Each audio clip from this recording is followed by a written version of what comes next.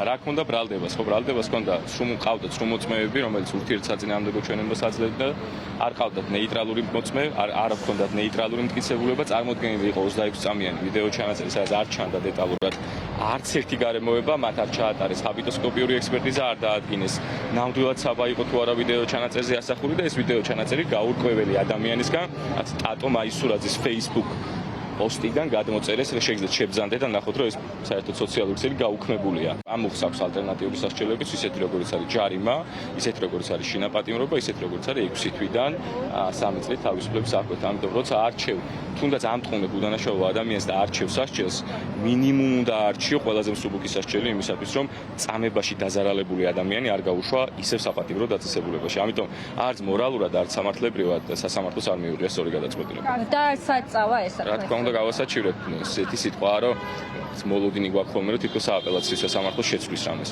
გავასაჩივრებ მხოლოდ ფორმალური მიზნებიდან გამომდინარე, რომ ევროსასამართლოში არ დავარღვიოთ ის სტანდარტი, რომელიც გულისხმობს ეროვნულ დონეზე ამოწურვას ყველანაირი შესაძლებლობის.